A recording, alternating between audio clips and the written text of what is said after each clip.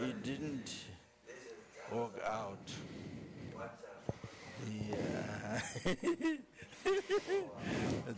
Bon, ça n'a pas marché pour l'initiation de longue vie. Donc ceci est l'initiation de Chakra Samvara blanc et c'est une initiation du Tantra supérieur. Donc j'ai fait la méditation pendant un moment, donc je pense que seulement ceux qui ont pris une initiation du Tantra supérieur peuvent prendre cette initiation. Et j'avais commencé un peu, mais j'ai pas fait la préparation de base.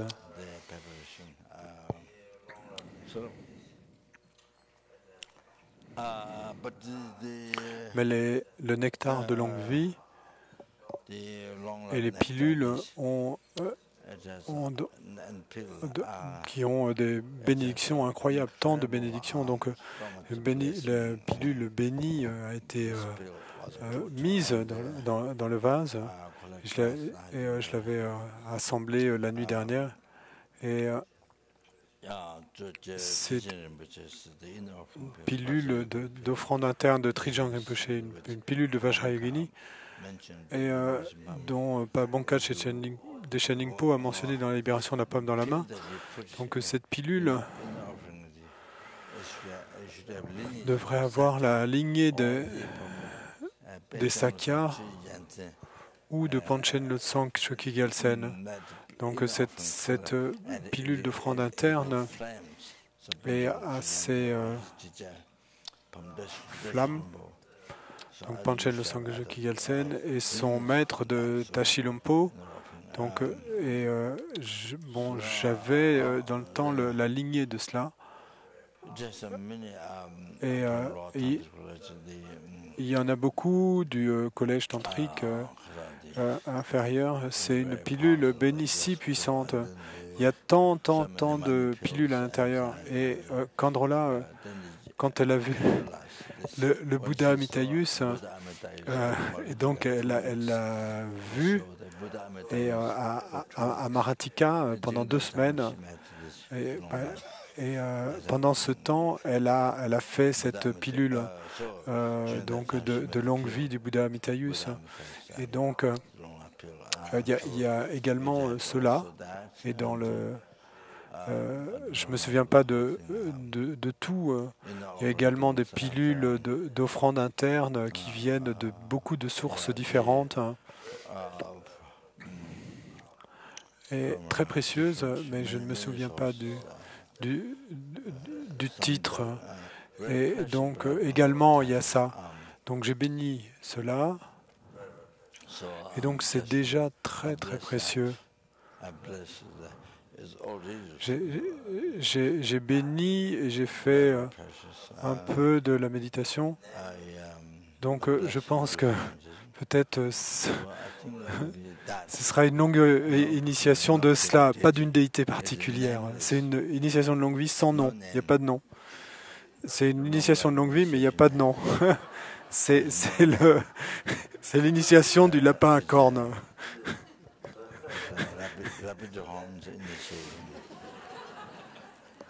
Donc ça, tout le monde peut l'apprendre. Donc tout le monde peut prendre de ces pilules bénies et puis et de l'alcool avec toutes ces pilules bénies. Et on ne peut plus ces pilules, on ne peut plus bénir, les plus bénies. Et donc avec l'alcool et donc ce nectar de longue vie. Et donc ces pilules, habituellement, les pilules sont faites d'abord et on ne les met pas dedans, mais ces pilules. Donc on a ces pilules, mais le nectar de longue vie a encore plus de pilules bénies.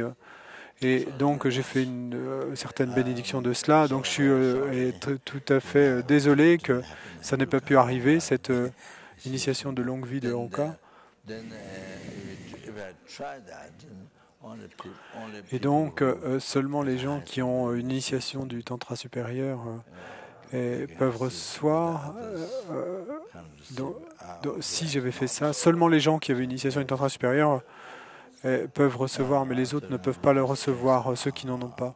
Donc, peut-être, j'ai pensé simplement annuler l'initiation, et puis j'imagine distribuer quand même les pilules, etc. Donc je vais essayer de finir ce que je n'ai pas fini, cette partie sur la motivation du matin. Donc, le Lamrim de Losang Jingpa est fini, mais ce que j'ai ajouté, ce qui est en plus, c'est la motivation de base sur comment rendre sa vie pleine de sens. On ne peut plus pleine de sens. Donc je vais faire cela, et puis peut-être que cet après-midi, je suis pas sûr, mais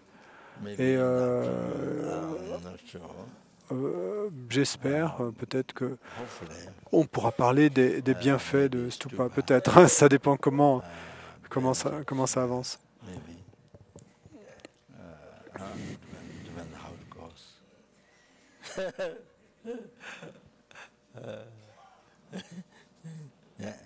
Okay.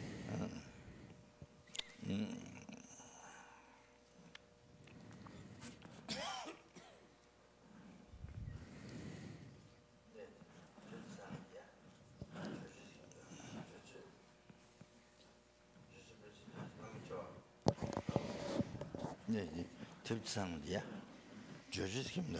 저지 버지데 남죠. 나보데. 진짜도.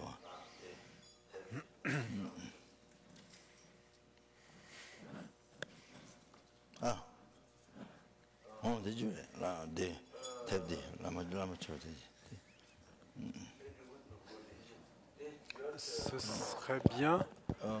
Et ce Lama Chopa combiné avec Jorshe, et donc combiné, ce serait bien quand il y a le temps de le faire en entier. Et à la fin, quand on absorbe le champ de mérite, et donc le gourou racine descend au sommet de notre tête.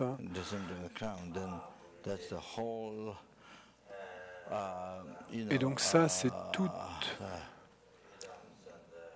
la déité gourou, les idam,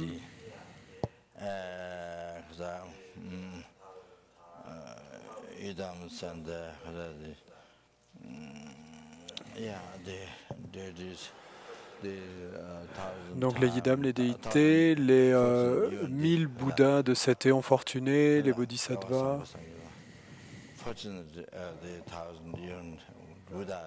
les Daka et Dakini, le protecteur.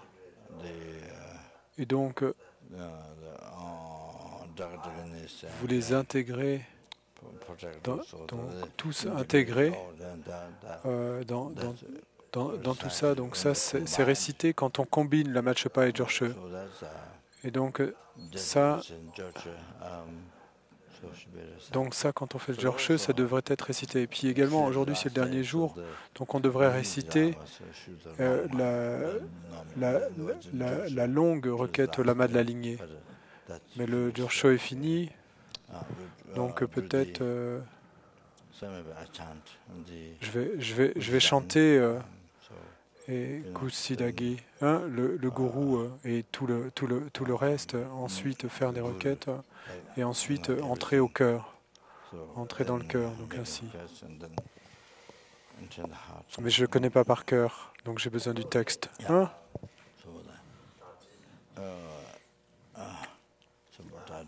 Donc, d'accord, on va commencer cela.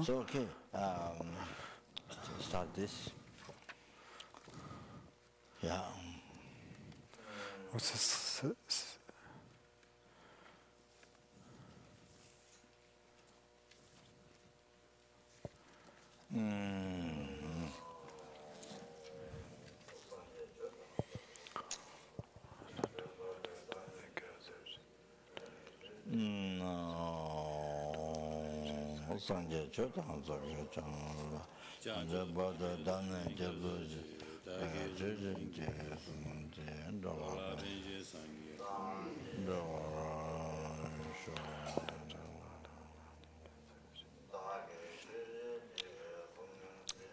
Sanje Jodang Zuke Junang La Junjung Dage Chuji Jive Sunung Ji Endola Benje Sanchen Sanje Jodang Zuke Junang La Junjung Wajodang Jodang Dage Chuji Jive Sunung Ji Endola Benje Sanchen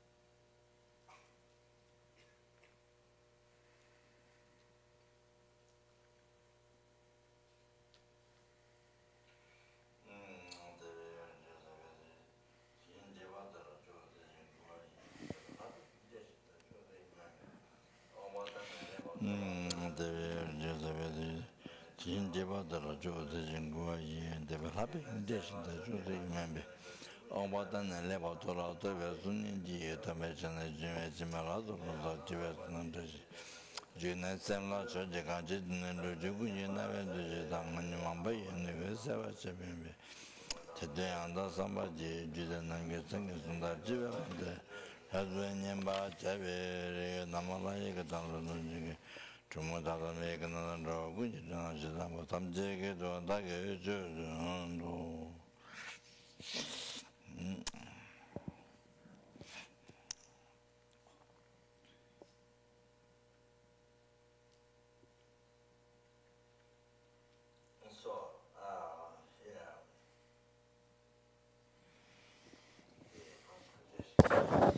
Donc ici, la première citation, la première stance des 8 versets est composée par le Geshe Kadampa Langri Tangpa. Donc au Tibet, quand on allait en pèlerinage,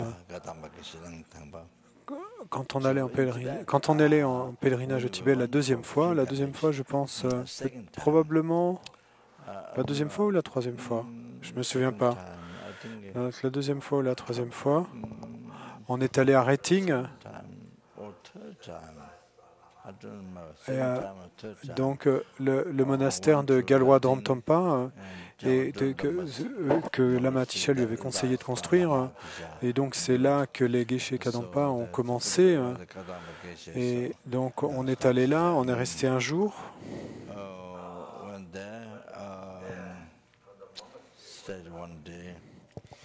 Et puis de là, on est monté du monastère, on est monté et assez tard dans l'après-midi, assez tard. Donc avant, nous sommes allés dans le monastère, nous avons fait du thé et des snacks aux moines et aux moines qui avaient été désignés par les Chinois comme pour être à la tête du monastère. Donc, je ne suis pas exactement sûr de son travail dans le monastère, mais bon, il avait été désigné par les Chinois. Et donc, il nous a offert du thé et des snacks. Donc c'est pas nous qui avons offert du thé et des snacks, c'est lui qui nous a offert du thé et des snacks. Et puis ensuite, à la fin de l'après-midi, et nous sommes montés jusqu'à l'endroit où Lama Tsongkhapa a écrit le Lamrit Chenmo, l'ermitage, et où Lama Tsongkhapa a composé le Lamrim Chenmo.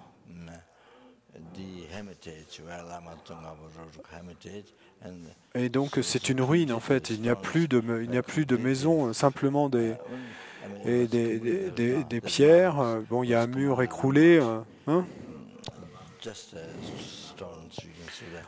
et donc on voit juste un mur hein, et puis des pierres écroulées.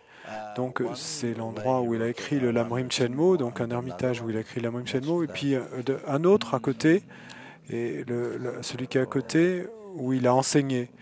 Donc je ne suis pas sûr, j'ai oublié, mais donc nous sommes allés là-bas et nous avons fait le Jorshe. Et nous avons fait le Jorshe. Bon, il commençait à être tard et on a allumé des bougies, on a fait ça. Et le moine qui avait été désigné par les Chinois était également là.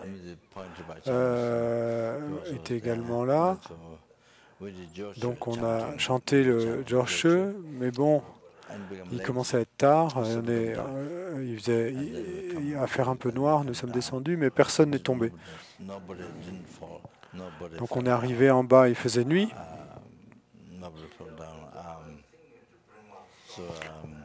Et je pensais apporter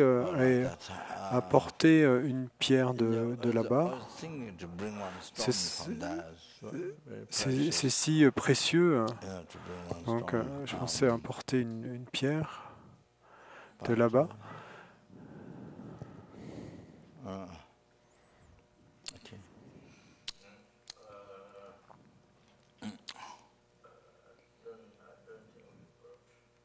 Mais je ne pense pas que nous en ayons emporté une.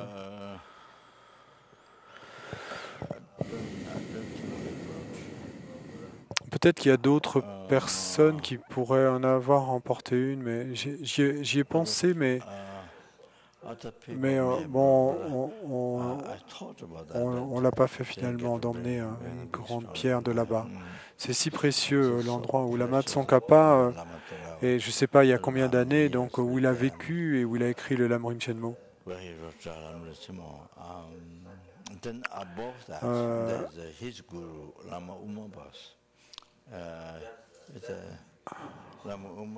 Donc au-dessus de cet endroit, et donc il y a le Lama Uma, donc je pense que c'était Sakya qui a vécu.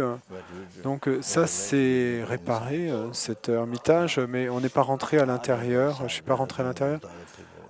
Je ne sais pas si d'autres d'entre nous sont allés à l'intérieur ou pas.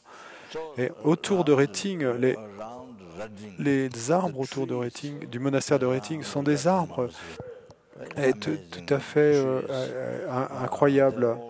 Et ils sont en fait tous un peu comme ça, très très intéressants. Et bon, ça en fait, nous avons vu cette manifestation. Ce que je veux dire, c'est que nous voyons, et selon, en accord avec notre esprit ordinaire, et mon esprit ordinaire, donc comment je les ai vus, comment ça m'est apparu et comment je l'ai vu, ça dépend du niveau de votre esprit, de la vue de votre esprit, l'apparence et la vue de votre esprit. Donc, si votre esprit est plus ou moins pur, donc ce qui vous apparaît et ce que vous voyez, ben, ça dépend de la pureté de votre esprit. Ça diffère suivant la pureté plus ou moins grande de votre esprit. Donc ensuite, on est descendu et on est allé au monastère de Langri Tongpa. Et là, nous avons vu la statue, une statue d'il y a très longtemps, donc une statue de Geshe Langri Tongpa. Et très, très ancienne, donc très précieuse dans ce monastère. Et donc là, et donc j'ai fait une explication des 8 versets de transformation de la pensée à nos étudiants et dans le monastère, dans le temple.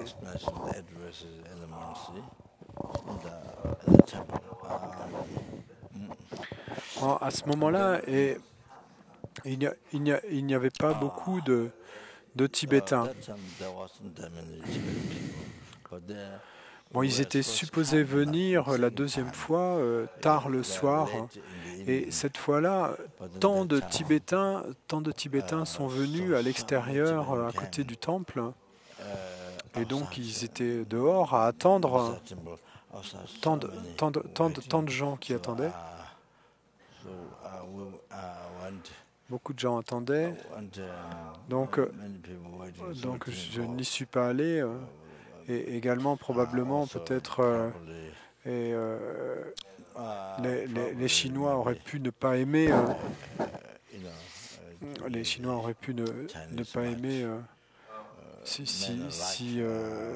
c'est bon, si tout ne reste pas tranquille. Et donc le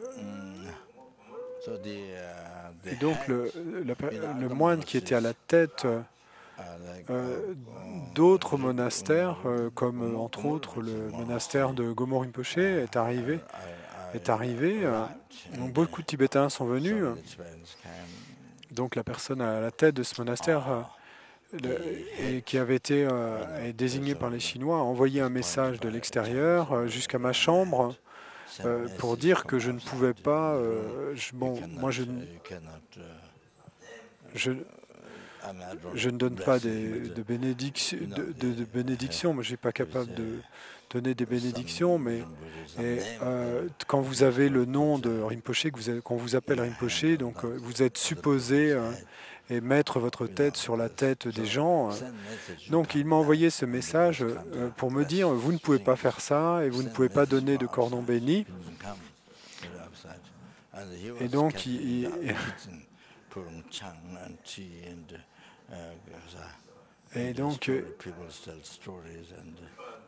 mais bon, quelqu'un s'est arrangé pour le garder dans la cuisine, à boire du chang et du thé. Et les gens lui ont raconté des histoires pour le garder là. Et donc, on a pu faire ce qu'on voulait. Il y a 200 ou 300 Tibétains qui sont venus. Et donc, j'ai pu parler un peu et debout. Et donc, je leur ai dit de réciter au Mani Padme Hum autant que possible et également de prier pour la vie de sa sainteté, pour la longue vie de sa sainteté. Bon, je ne me souviens pas si... et je leur ai dit de prier aussi pour que le Tibet obtienne l'indépendance, mais bon, pour la longue vie de sa sainteté.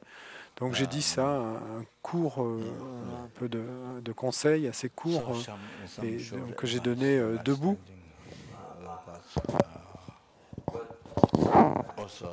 Et puis également, dans le village où Lama Yeshe est né. Donc là, il y a un endroit sacré où Lama Tsongkhapa a vu Mahakala, un des aspects de Mahakala. Et Lama Tsongkhapa a vu Gompo, quelque chose. Et puis je pense qu'il a vu aussi Goya Samaja, peut-être. Goya Samaja et Mahakala. Et un aspect de Mahakala. Donc les moines du collège tantrique viennent là pour pratiquer les chants et puis pour faire réciter les textes et faire la puja de Mahakala. Et il y a une nonnerie qui est proche de là, et donc Lama Yeshe, il est supposé que dans sa vie d'avant, il était l'abbesse de cette nonnerie. Donc il y a cette histoire. Et quand j'y étais allé la première fois, plus tôt, et pour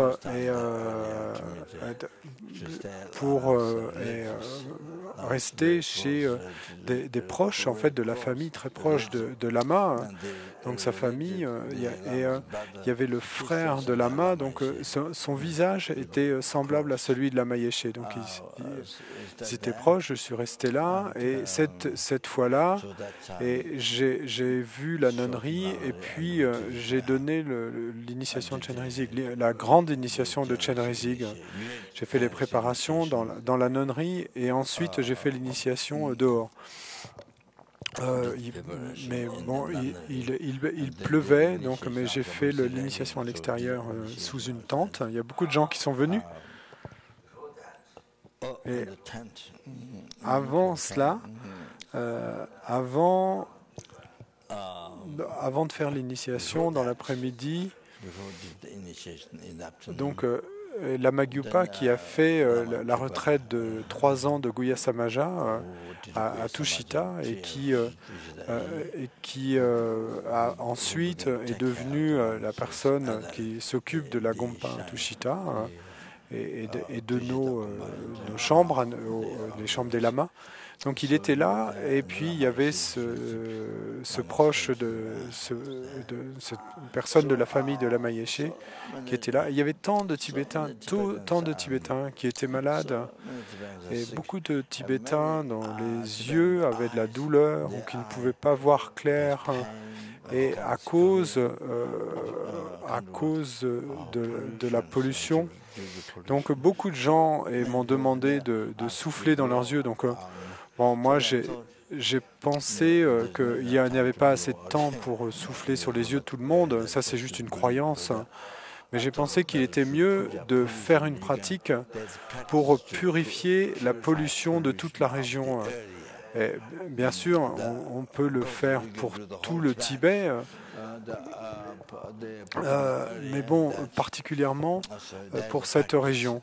Donc, il y a une déité qui s'appelle Dorje Namjung qui est très puissante pour purifier la pollution et des gens et des maisons. Et donc, dans cette région, donc pour purifier la terre, pour purifier la région, donc c'est une pratique très forte.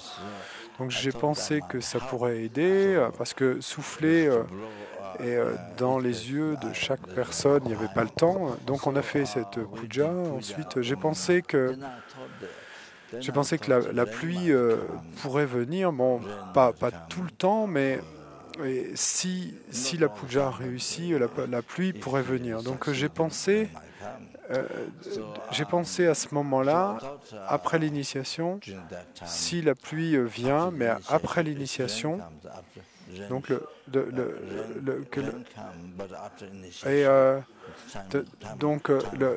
la pluie dans ce cas-là devrait venir après l'initiation, ce que j'ai pensé. Et c'est exactement ce qui s'est passé. Donc on a fait cette courte puja avec l'eau bénie du vase et ensuite on a fait cette puja pour purifier toutes les pollutions des gens et de la terre. Et donc on a fait ça. Et puis ensuite cet après-midi, l'après-midi on a commencé l'initiation dans la tente. Beaucoup de Tibétains étaient venus du village. Et puis pendant l'initiation, juste avant la fin, quand on était en train de passer les substances bénies, et tout d'un coup, un grand vent est arrivé et il a commencé à pleuvoir et c'était la fin de l'initiation. Donc je pense que peut-être les déités du coin étaient contentes. Et donc c'était un signe. Donc la deuxième fois, on a fait un tsok là-bas, et donc d'un aspect de Mahakala, et puis on a fait l'Amachopa. Et les nonnes sont de très bonnes nonnes. J'ai demandé aux nonnes de guider la Majopa, et c'est elles qui ont guidé la Majopa très bien. Elles sont guidées par un geshe de Serra, un très bon geshe de Serra. Et elles sont guidées par un très bon geshe de Serra qui leur donne des enseignements, donc qui les guide. Donc les nonnes ont très bien fait la Majopa.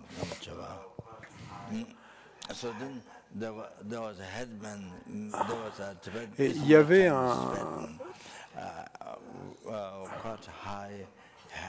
il y avait un homme important, pas un Chinois, un Tibétain, un homme important de Lhasa qui était venu avec nous, qui était venu de Lhasa, peut-être probablement pour nous surveiller. Donc il était là pour nous surveiller. Et donc, et il y a des gens qui sont arrangés pour le garder dans la cuisine, lui ont servi du vin. Et puis au début, il a dit je reste pas longtemps, pas longtemps. Il m'a dit au début bon, je reste pas longtemps, mais je dois partir, je reste pas longtemps. Mais bon, les gens sont arrangés pour le garder dans la cuisine en lui servant du vin, etc. Et puis les gens lui parlaient. Et puis, donc on a fini la match-pas sur le terrain, et ensuite, quand on a fini la match-pas, il est venu avec une lumière, et ensuite on est parti. Et il m'a dit à Tingri, donc sur le lieu de naissance de Lama Yeshe, donc j'étais dans la tente, j'étais pas dans la maison de Lama, pas dans la maison de sa famille. Donc j'étais dans la tente assez loin de la maison, et donc cette personne importante de Lhasa est venue et m'a exprimé en fait qu'il voulait aller en Inde. Il m'a dit ça. Donc ça pourrait avoir été vrai, peut-être que c'était exprimé de son cœur, et ça aurait pu l'être. Mais bon, j'ai pas trop parlé. Mais le conducteur, un Tibétain, donc il était avant dans l'armée chinoise, je pense, et également, je pense qu'il est devenu un leader, mais pendant à ce moment-là, il était conducteur. Mais qui que ce soit qui parle, les Chinois le respectaient et le respectaient beaucoup. Et à qui que ce soit qu'il parle, et de Chinois, en fait, il le respectait. Il semble qu'il avait une certaine attraction, un certain charisme, entre guillemets, et auprès des Chinois. Donc, il est venu dans ma tente, et puis il m'a montré à l'intérieur de son manteau, et à l'intérieur, il y avait une boîte en argent, et à l'intérieur, il y avait une photo de sa sainteté, et bien sûr d'autres choses précieuses à l'intérieur. Donc la photo de sa sainteté. Donc à l'intérieur de son manteau, mais il portait un pull, donc c'était couvert en fait. Donc il m'a montré cela. Et le conducteur qui était très intelligent. Et donc au monastère de Geshe Lantrikangpa et également au monastère de Geshe Potowa. Donc on a vu ces deux monastères, mais on y est allé tard et après la nuit au monastère de Geshe Kadampa Potowa. Maintenant, beaucoup de monastères des Geshe Kadampa ont été reconstruits. Mais avant, il y avait des moines, mais maintenant, il y a des nonnes dans la plupart de ces monastères de Geshe Kadampa, excepté un ou deux. La plupart des monastères de Geshe Kadampa, avant, il y avait des moines, mais maintenant sont devenus des nonneries, la plupart. Donc ça a changé. Donc nous y sommes allés de nuit. Donc il faisait nuit, il faisait noir. Et donc elles ont eu peur parce que nous sommes arrivés de nuit. Donc elles ont eu peur. Donc une nonne est sortie, est venue. Est venue avec l'air effrayé. Donc nous sommes allés dans la Gompa. Nous nous sommes assis. Et elles avaient une image de sa sainteté, une grande image de sa sainteté dans la Gompa. Mais bon, elles l'ont enlevée avant qu'on arrive. Elles l'ont enlevée avant qu'on entre dans la Gompa. Après, on s'est assis et elles ont amené la photo. Elles ont ramené la photo. Donc on a parlé un peu et on a parlé un peu. Et une étudiante d'Australie a trouvé les fonds et pour two times, and so we asked another one more. Then didn't get a connection. I didn't go to Tibet and didn't ask two times. Pour écrire au Mani Padme Hum 2 fois, donc ensuite j'ai demandé une fois de plus, mais j'ai pas eu la connexion, je suis pas allé au Tibet. J'ai demandé 2 fois, j'ai fait des offrandes. Je crois en fait que c'était plutôt de trouver des fonds pour sponsoriser une retraite de 100 millions de Mani Padme Hum, donc qui est arrivé 2 fois, la 3e fois. J'ai demandé une 3e fois, mais j'ai pas fait la connexion. C'est pas arrivé au Tibet. Donc j'ai demandé 2 fois, j'ai fait des offrandes. Et au monastère de Geshe Kadampa Sharawa, il y a aussi des nonnes qui vivent, et peut-être 1 ou 2 moines qui y vivent, mais donc là.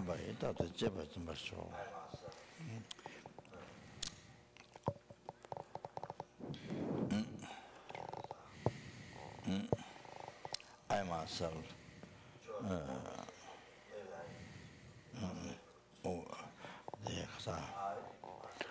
Donc cette citation, moi-même, envers tous les êtres, bon, peut-être c'est une façon de traduire, mais moi-même, ça veut dire que vous pratiquiez bodhicitta ou pas,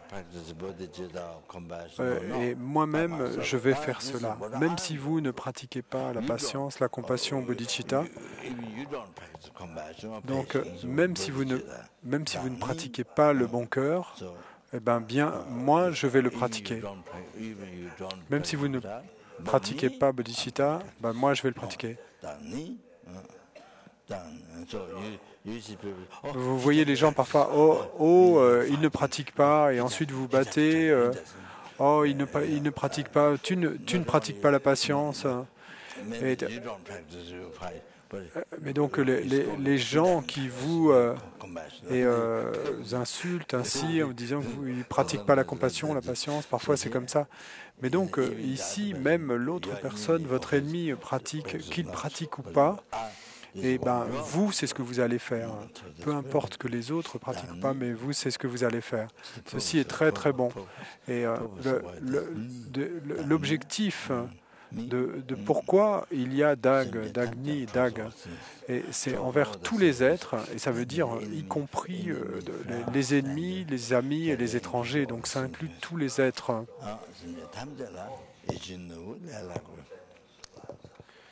Et donc avec la pensée d'obtenir le succès sublime, plus précieux, et qu'un joyau exaucant les souhaits, dans le livre des 100 pensées de transformation de l'esprit, Lojong Gyatso, donc il dit, je vais faire cela, pas seulement en prière, je vais pas seulement réciter, je vais le faire, mais toujours je vais les chérir, toujours les chérir. Et donc toujours, ça veut dire, même quand vous êtes déprimé, quand vous avez tant de problèmes, ou même quand vous êtes excité, ou que vous avez du bonheur ou des plaisirs, et peu importe ce qui se passe dans votre vie, toujours vous allez chérir les autres. Et même bien que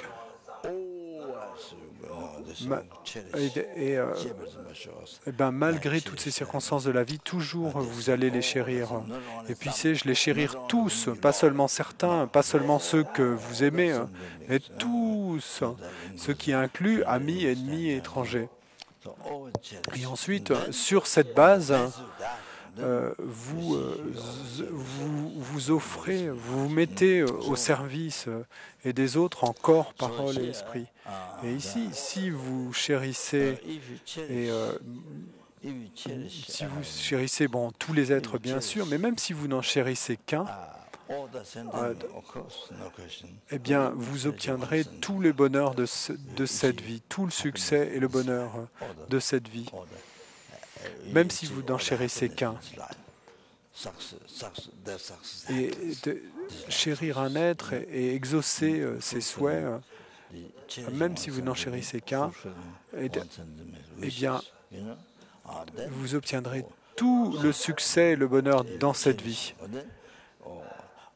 Mais pas seulement ça, même en chérissant un seul être, et dans la prochaine vie, vous pourrez aller en terre pure ou recevoir une parfaite renaissance humaine, rencontrer le Dharma et rencontrer un gourou parfaitement qualifié.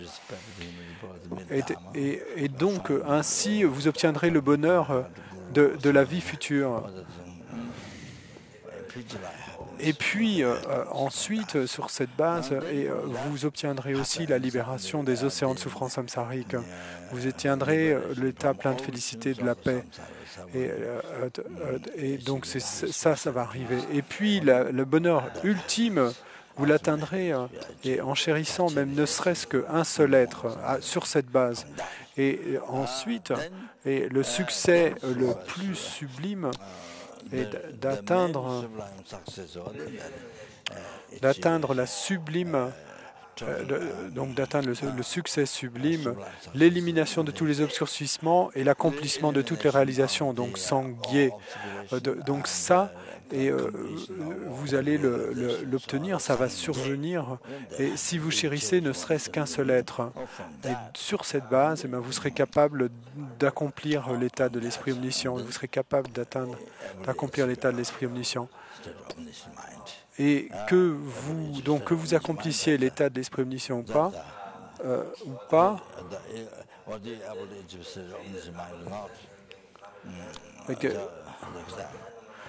que vous libériez d'innombrables êtres des enfers, esprits avides et animaux, humains, suras, asuras et êtres de l'état intermédiaire, que vous les libérez des océans de souffrance samsarique et que vous ameniez ces innombrables êtres de chaque royaume et à l'état de l'esprit omniscient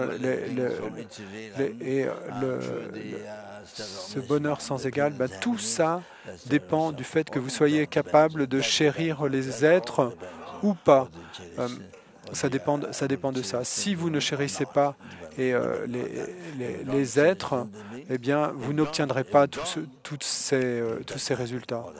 Vous ne pouvez pas être bénéfique à d'innombrables êtres. Vous ne pourrez pas être bénéfique à d'innombrables êtres, pas d'éveil, pas de bienfait pour les êtres. Mais si vous chérissez ne serait-ce qu'un seul être, eh bien, tout cela va survenir, même si ce n'est qu'un être.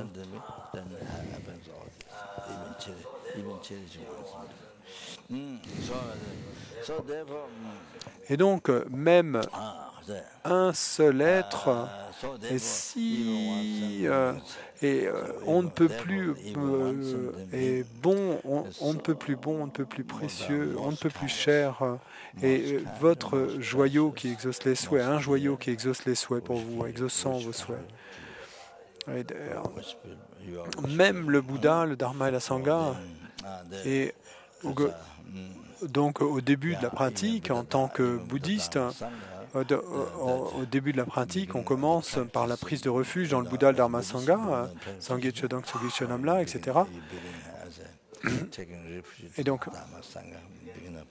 vous commencez la pratique avec le refuge.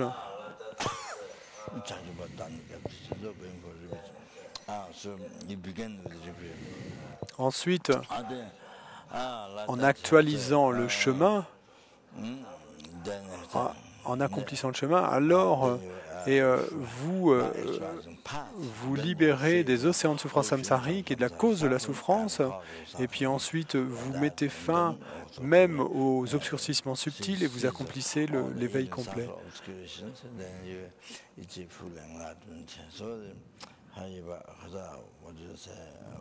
Qu'est-ce que j'ai dit? J'ai oublié.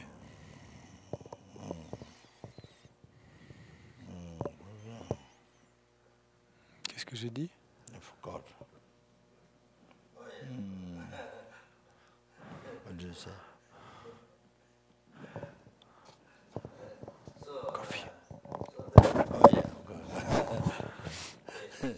Donc ça arrive, et sur cette base de prendre refuge, dans le Bouddha, Dharma et Sangha, et d'avoir le refuge dans l'esprit.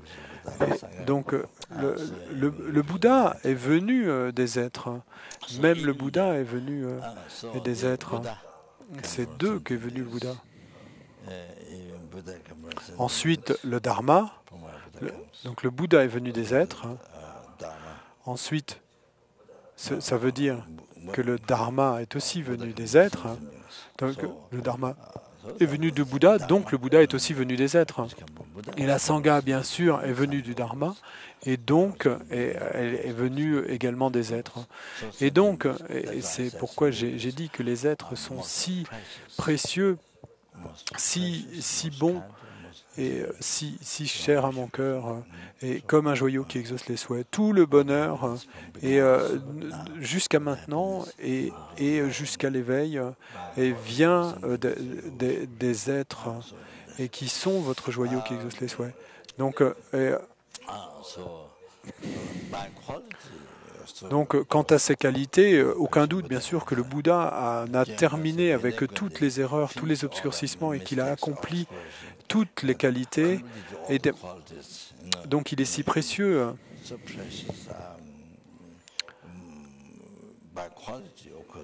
Mais donc, quant aux qualités, c'est le Bouddha, et je pense qu'on peut ajouter qui vient d'abord, mais quant à la bonté, ce sont les êtres, et parce que tout est venu des êtres. Donc, et les trois précieux rares et sublimes, Kanchoksum, et les trois précieux rares et sublimes,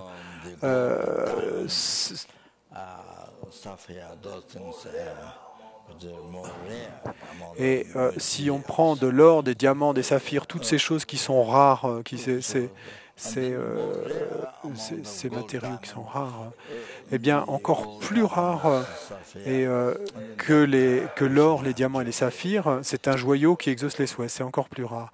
Mais il est dit que les reliques du Bouddha, à la fin, elles iront dans l'océan et elles deviendront un joyau qui exauce les souhaits.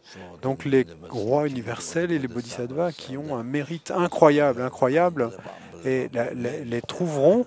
Et il y a trois manières de les nettoyer, ensuite de les mettre sur une bannière en haut de leur maison, et le 15e jour du mois, je pense.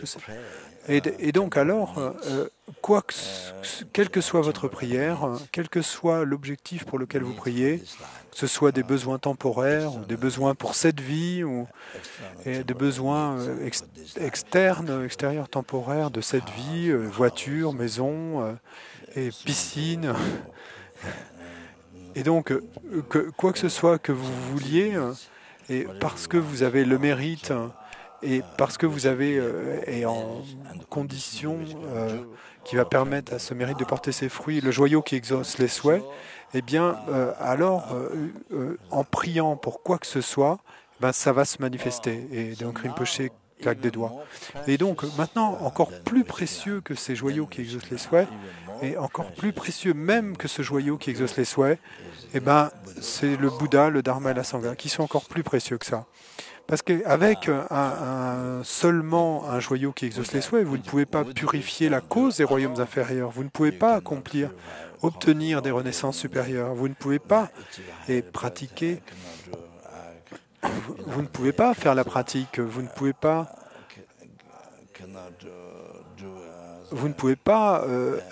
pratiquer, ne pas faire de mal aux autres, pratiquer la moralité, obtenir des renaissances supérieures, vous ne pouvez pas.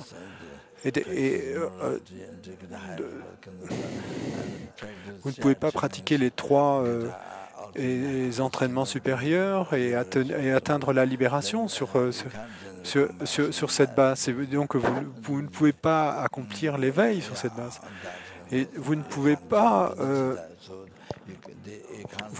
pratiquer bodhicitta, donc vous ne pouvez pas obtenir l'éveil. Et le joyau exaucant les souhaits, même si vous avez un ciel entier rempli de joyaux exaucant les souhaits, donc vous avez cela, ils vous appartiennent, mais ils ne peuvent pas vous donner l'éveil. Mais ce seul être peut vous donner l'éveil. Et si vous générez, sur la base de cet être, la compassion, la bodhicitta, si vous chérissez cet être, à ce moment-là, eh bien, il vous donne votre éveil.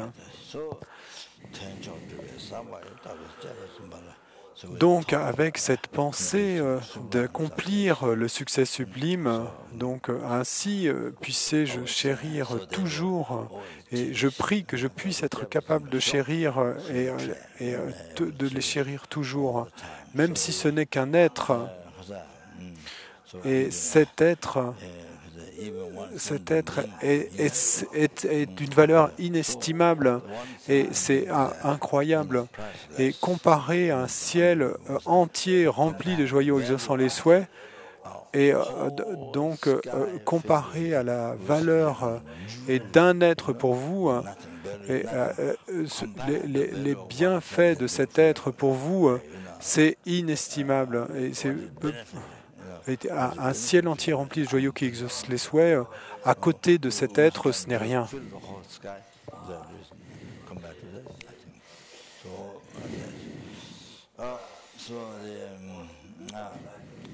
Et donc c'est ainsi.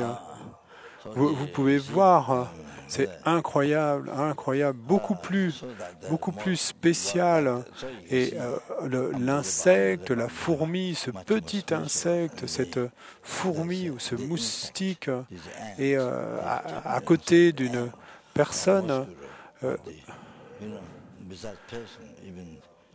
sans même parler d'une personne humaine. Donc c'est tous ces petits insectes, sans même parler d'une personne, même un tout petit être, comme il est si important, d'une valeur inestimable, si important, plus important que le ciel entier rempli de joyaux qui exaucent les souhaits. Tout cela n'est rien comparé à ceci, ce que cet insecte peut vous apporter. Il peut vous permettre de générer la compassion si vous le chérissez. Même cet insecte seul peut vous donner l'éveil.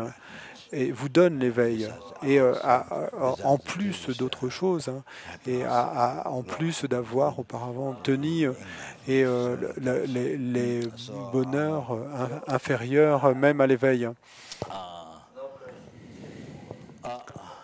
Et donc, aucun doute que cela va arriver si vous chérissez tous les êtres.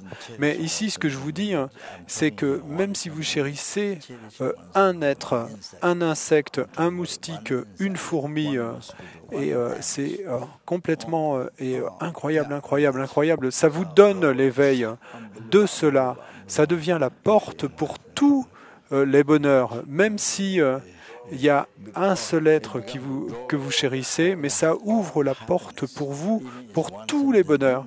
Donc il est mentionné dans la Guru Puja.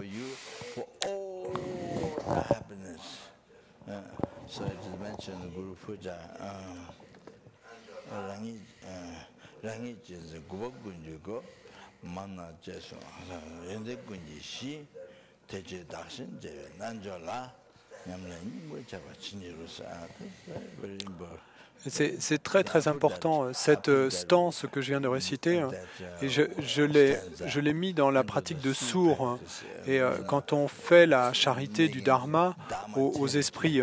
Donc c'est cette... il y avait une stance du Bodhisattva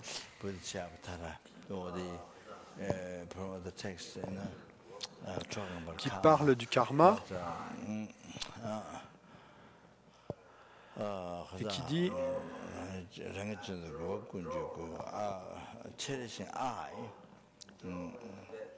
chérir le je est la porte de toutes les dégénérations, toutes les souffrances. Chérir les autres,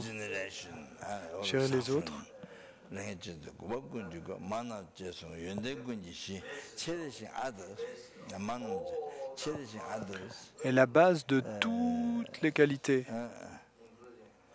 y compris l'éveil.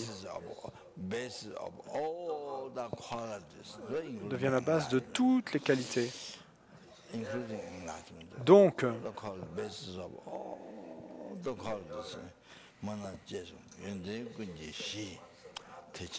dans le yoga de s'échanger soi-même avec les autres,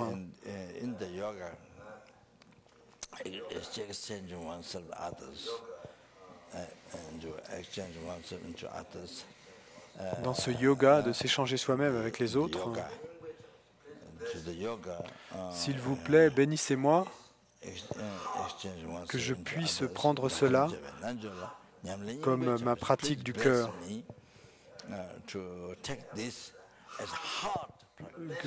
S'il vous plaît, bénissez-moi, que je puisse être capable de prendre cela pour ma pratique du cœur.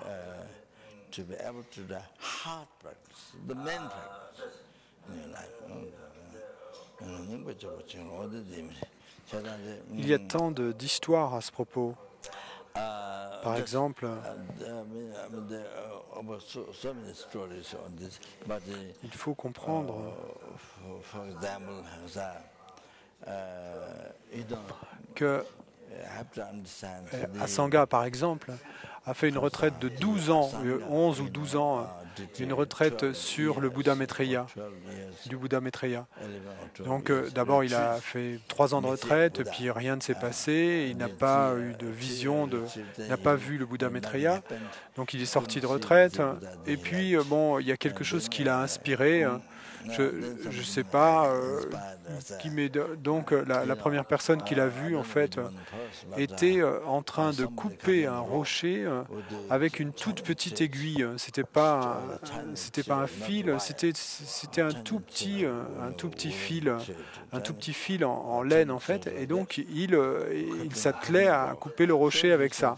Donc, quand Asanga a vu ça, il s'est dit « Waouh, si cette personne peut faire ça, alors pourquoi n'arriverais-je pas à voir le Bouddha Maitreya ?» Donc, il a été inspiré et puis, bon, il est reparti en retraite. Donc, une retraite de 3 ans de nouveau. Ensuite, il sort de nouveau, découragé, et puis il voit un oiseau qui va de son nid pour toucher le rocher. Et puis il voit que le rocher, qui n'arrête pas de faire des allers-retours, il voit que le rocher, eh bien, finalement, sa surface a changé à force d'avoir l'oiseau qui se pose dessus. Donc il est inspiré par cela et il se dit, mais bon, pourquoi n'arriverais-je pas à accomplir l'état de Bouddha Maitreya? Donc de nouveau, il repart en retraite pour 3 ans et puis là, de nouveau, il ressort, un peu découragé. Il voit de l'eau qui goutte sur le rocher continuellement et il voit qu'il y a un trou qui s'est formé simplement avec cette petite goutte, mais à force, il y a un trou qui s'est formé dans le rocher. Et donc, de nouveau inspiré, il retourne en retraite dans sa grotte pour faire une nouvelle retraite de 3 ans. Et puis au bout de 12 ans, donc là, rien ne s'est passé, donc il sort de retraite. Et là, sur la route, il voit un chien et avec une partie de sa patte, en fait, une grosse blessure et à vif et remplie d'asticots. Donc là, il ressent une compassion insupportable et donc il se coupe un bout de la cuisse et pour se dire, je vais prendre des asticots et je vais le mettre sur ce bout de chair pour pouvoir guérir le chien. Et donc, il se dit, mais je ne peux pas les prendre avec la main. Et donc, il se dit, je vais les prendre avec la langue. Mais bon, il ferme les yeux et puis il avance la langue. Et puis là, il ne rencontre rien. Et là, comme il ne touche rien, il ouvre les yeux. Et là, il voit le Bouddha Maitreya. Et ce n'était pas le chien. Et donc, là, en fait, ce qui s'est passé, c'est quand il a généré cette forte compassion, qu'il a sacrifié sa vie, eh bien, immédiatement, il a vu le Bouddha Maitreya. Et donc, il voit que c'est le Bouddha Maitreya et pas un chien. À ce moment-là, il saisit le Bouddha Maitreya qui est là et dit, mais pourquoi est-ce que tu ne m'es pas apparu auparavant? Pourquoi est-ce que je ne t'ai pas vu dans la grotte pendant que je faisais cette retraite? Et le Bouddha Maitreya dit, j'étais là tout le temps pendant ces 12 ans. J'étais à l'endroit où tu crachais sur le sol. Et il y avait un endroit où crachait sur le sol dans sa grotte. Et donc, Maitreya Bouddha dit, c'est là que j'étais pendant tout ce temps-là. Et Maitreya Bouddha lui montre sur ses robes et il voit le crachat sur ses robes. Donc c'est la preuve qu'il était là tout le temps. Et donc, vous pensez, personne ne m'aime, et il n'y a personne qui n'est là pour moi, personne ne m'aime. Mais même quand vous faites une retraite, le Bouddha est là tout le temps. Mais lui, il ne l'avait pas vu, il ne pouvait pas le voir parce que son esprit n'était pas purifié. Et donc, ayant été incapable de purifier son esprit dans la grotte, dans son ermitage, c'est seulement quand il a ressenti cette grande compassion et qu'il s'est sacrifié c'est alors qu'il a été capable de purifier ses obscurcissements et de voir le Bouddha Maitreya. Et sa vue a changé à ce moment-là, et donc son esprit s'est amélioré. Et avant, il ne voyait qu'un chien et un chien rempli de asticots et plein d'asticots, mais c'était la vue de son esprit obscurci. Et donc ensuite, ces obscurcissements n'avaient pas encore été purifiés. Mais donc ensuite, et quand il a généré cette compassion, il a vu le Bouddha Maitreya. Maintenant, il avait la vue pure, et donc il a vu le Bouddha Maitreya. Et ensuite, le Bouddha Maitreya lui a demandé « Qu'est-ce que tu veux ?» Et il a dit « Je veux des enseignements. » Et je veux des enseignements. Et donc ensuite,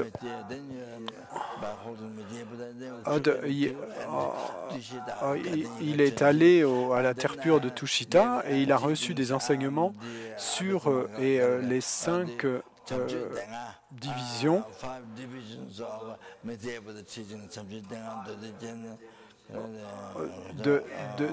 du Bouddha Maitreya, ou les 5 divisions des enseignements du Bouddha Maitreya, je ne sais pas.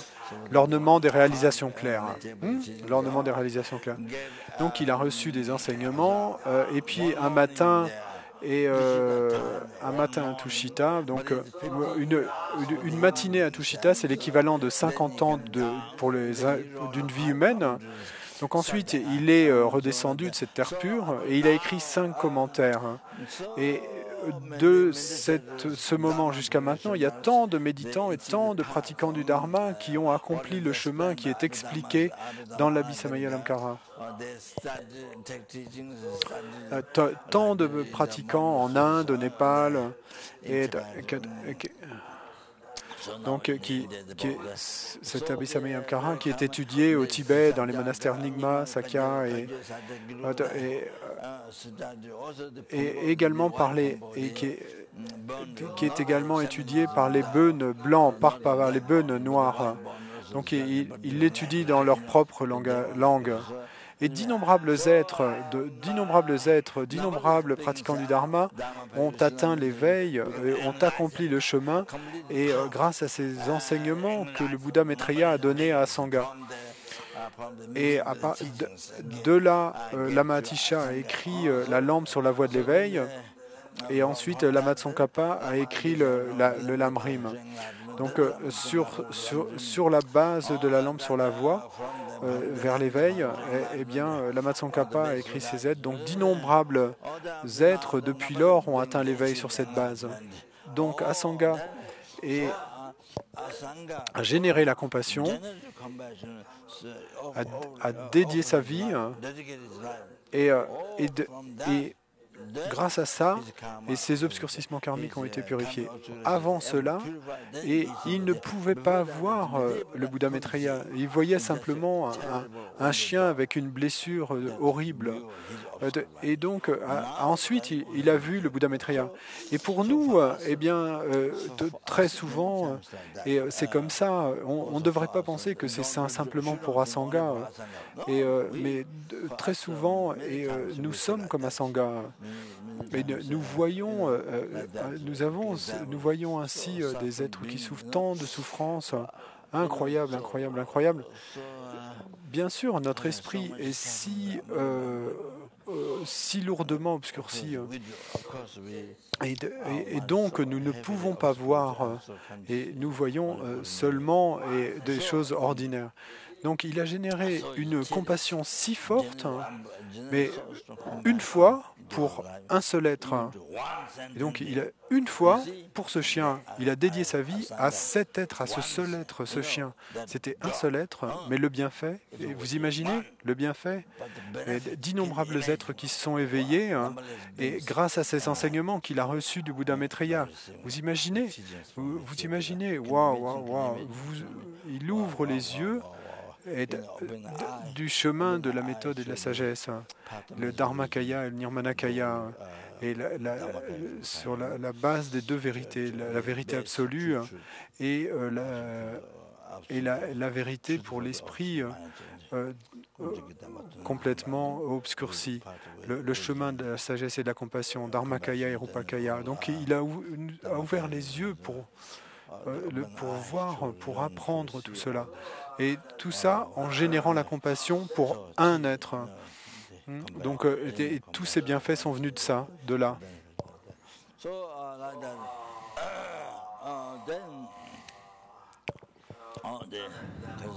Et donc un autre exemple. Donc un autre exemple. Mais donc ça, nous comprenons chérir un être, générer la compassion, une compassion incroyable pour un être, et en chérissant un être, en générant une compassion incroyable pour un être, puissais-je toujours chérir un être.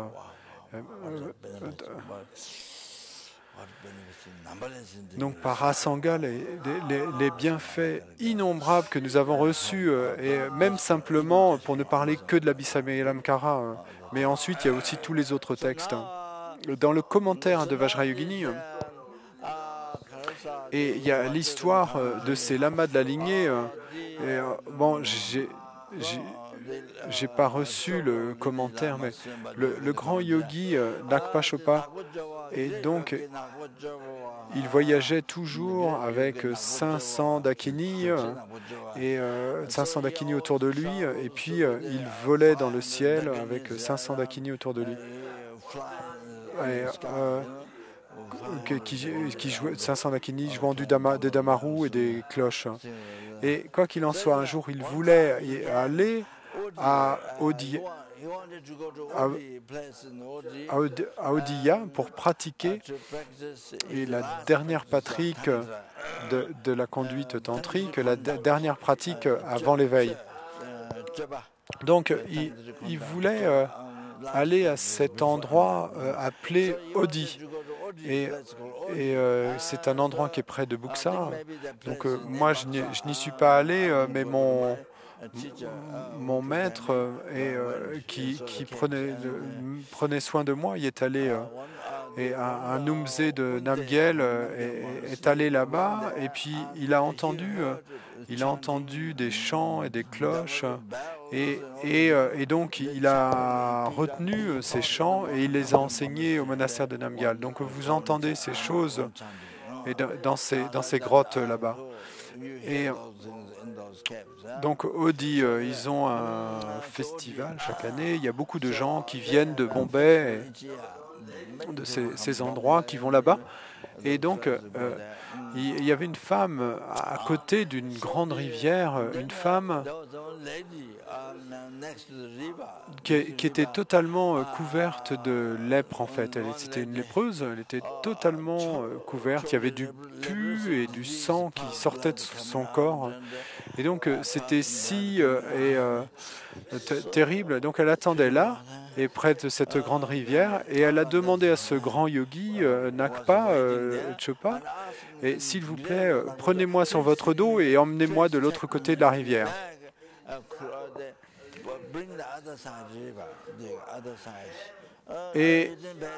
Mais bon, il n'a pas prêté attention à la requête de cette dame, de cette lépreuse, et puis il a continué son chemin. Mais ensuite, il y a son disciple, un Getsul, qui est venu, et elle lui a demandé de l'emmener de l'autre côté de la rivière. Et il a ressenti tant de... elle avait cette air vraiment qui inspirait tant de pitié. C'était si terrible. Il y avait ce pu et ce sang qui sortait du corps. C'était répulsant. Et donc, il a ressenti une compassion insupportable pour cette femme. Et bien qu'il soit moine, et bon, il l'a saisi, pris sur son dos, il l'a porté sur son dos. Et la pensée qu'il pourrait attraper la lèpre ne s'est pas élevée. Il y avait simplement cette compassion insupportable. Donc immédiatement, il a pris la femme sur son dos. Et puis ensuite, il a porté la femme. Et donc, il a porté cette femme sur son dos. Et ils n'ont même pas traversé la rivière entière. Parce qu'au milieu de la rivière, quand ils sont arrivés au milieu de la rivière, eh ben, cette femme s'est transformée, est devenue danger palmo, donc même que Vajrayogini. et elle est devenue Dorje Palmo. Et elle a emmené ce Getsul Sangpo et dans la terre pure de Vajrayogini.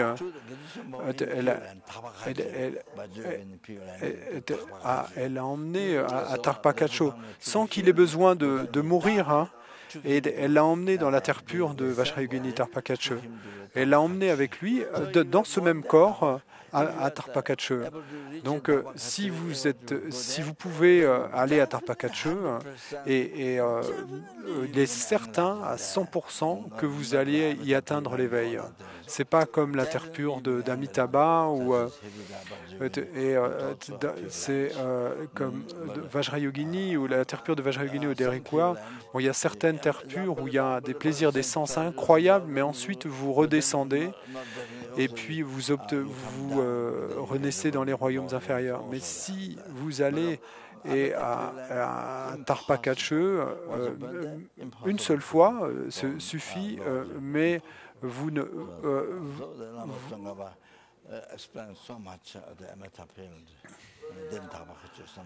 Bon, si c'est la terre pure d'Amitabha, vous ne pouvez pas renaître dans les royaumes inférieurs. Mais si c'est Tarpakache, et même pour les êtres ordinaires,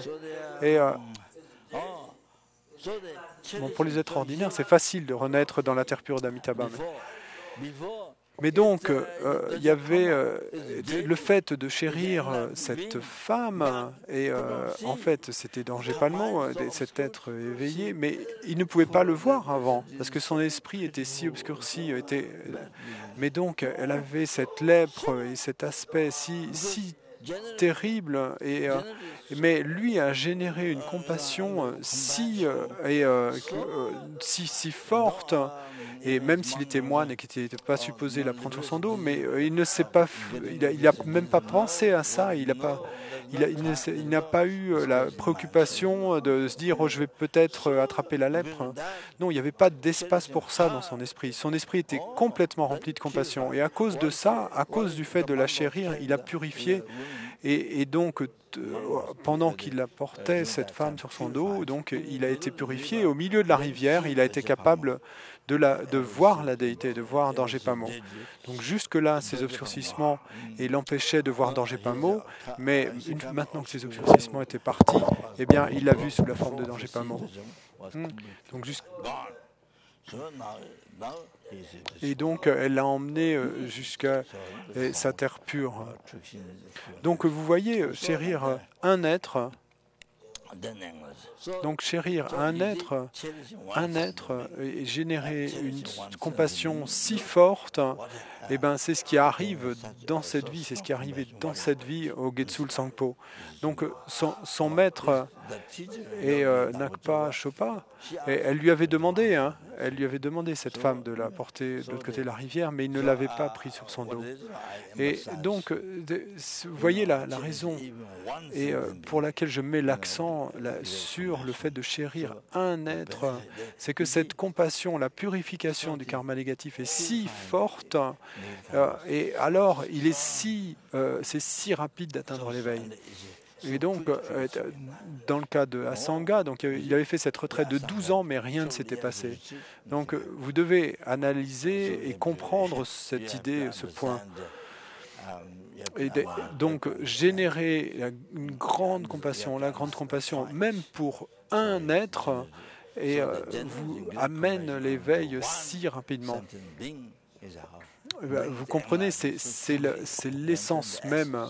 Et donc, la question n'est pas faire une retraite ou ne pas faire de retraite, mais principalement la compassion, chérir et les autres êtres. Et donc, j'arrête là.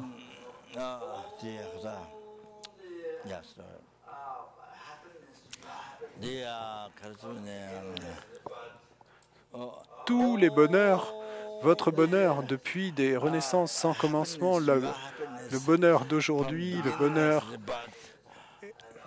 du futur, le bonheur de la vie future, le bonheur des vies futures, le bonheur ultime et l'éveil. Donc, tous les bonheurs futurs, tout cela,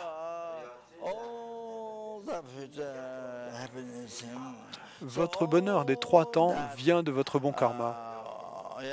Et vos pensées vertueuses, votre esprit saint, S-A-I-N, et votre pensée positive, votre bon karma.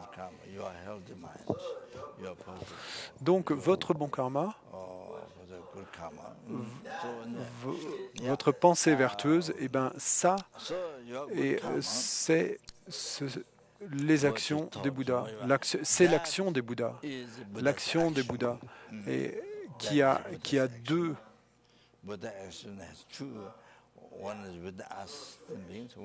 Il y a deux actions des Bouddhas. Et une, c'est avec les êtres, donc à l'intérieur de l'esprit du Bouddha. Il y a deux actions du Bouddha. Le bon karma est venu du Bouddha. Le Bouddha est venu du Bodhisattva. Le Bodhisattva s'est élevé à partir de la grande compassion. La grande compassion a été générée en dépendance de la souffrance des êtres. Et donc en dépendance de la bonté des êtres qui souffrent. Donc en dépendance de cela. Et donc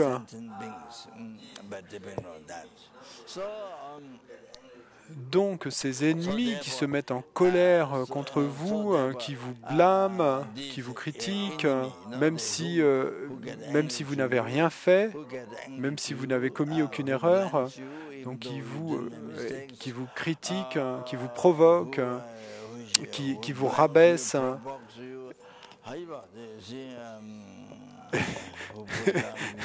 qui garde le nez très haut, donc qui lève la tête en l'air quand il ou elle vous voit.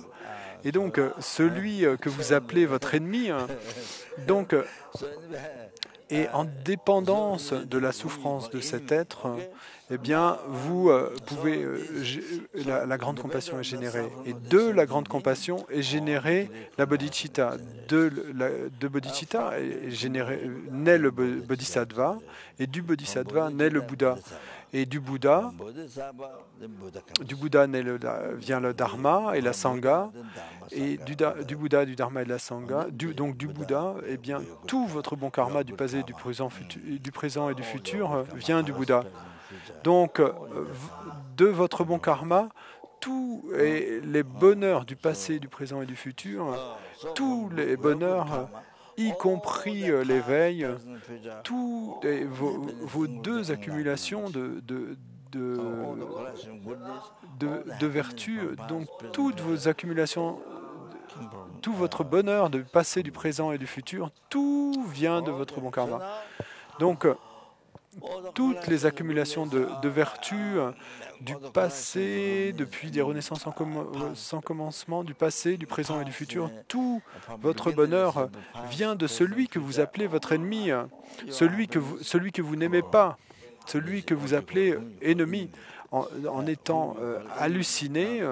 Et parce que vous êtes halluciné, eh bien alors il y a cette conception erronée, et vous êtes halluciné, et donc vous l'appelez ennemi. Donc, de lui ou d'elle, vous obtenez tout, et toutes vos qualités du passé, du présent et du futur, toutes les qualités et des Bouddhas.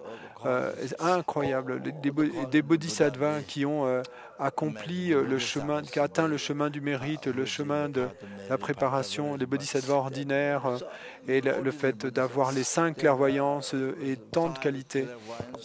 Et ensuite, les Arya Bodhisattvas, ceux qui ont accompli le 10e bhumi, atteint le 10e bhumi. Ensuite, le Bouddha qui a incroyable. Ceci est venu de lui ou d'elle, de cet ennemi. Vous avez reçu cela de lui ou d'elle. Et donc sa bonté, le Bouddha, Dharma et Sangha sont venus de lui ou de celui-là ou de celle-là que vous appelez ennemi. Donc comme je l'ai mentionné auparavant, et celui que vous appelez ennemi, que ce soit lui ou elle, est chéri et est si précieux. Et en fait, le plus précieux, on ne peut plus précieux, pour d'innombrables Bouddhas, cette personne, cet insecte, cette fourmi, ce moustique, cette personne est celle qui a été le plus chéri ou la plus chérie par d'innombrables bodhisattvas. Ils ont vécu leur vie pour cet être. Ils ont purifié leurs obscurcissements et développé les réalisations pour atteindre l'éveil, pour lui ou elle, pour cet insecte, ce moustique. Et ensuite, lui ou elle, ou cet insecte est chéri par d'innombrables Bouddhas. Ils ont atteint l'éveil pour cet insecte, pour ce moustique, pour cette personne, lui ou elle, celui que vous appelez ennemi. D'innombrables Bouddhas ont atteint l'éveil. Et donc ont atteint l'éveil pour lui ou elle. Et d'innombrables Bouddhas ont révélé le Dharma, et comme Bouddha Shakyamuni. Donc beaucoup d'êtres sont devenus éveillés pour lui ou pour elle. Et donc, c'est incroyable. Et donc, toujours chérissez, que vous soyez heureux ou déprimé, heureux ou malheureux, toujours chérissez cet être avec la pensée d'accomplir le succès sublime.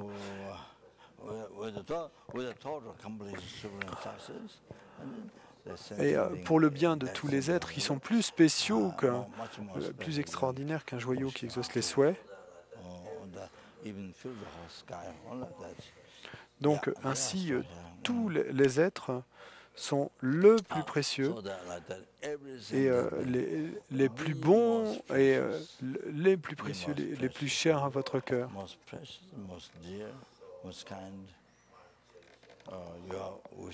Donc ainsi, donc l'esprit les chérit et ensuite les sert. Et ça c'est le dharma réel. Et ça vous donne l'éveil. Ainsi, vous êtes capable d'atteindre l'éveil le plus rapidement possible. Et plus vous servez les êtres, plus vous les chérissez, comme je l'ai expliqué.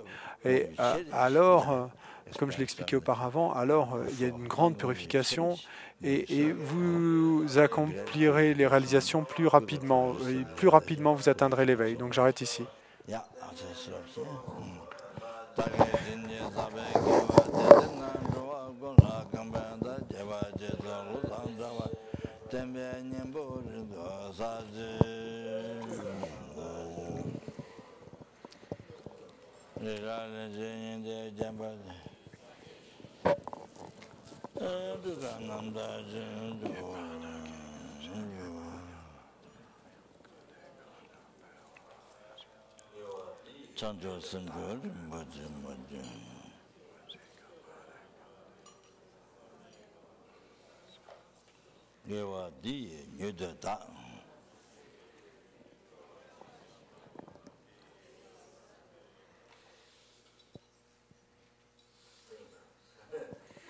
Merci beaucoup. Donc ça, c'était l'initiation de longue vie.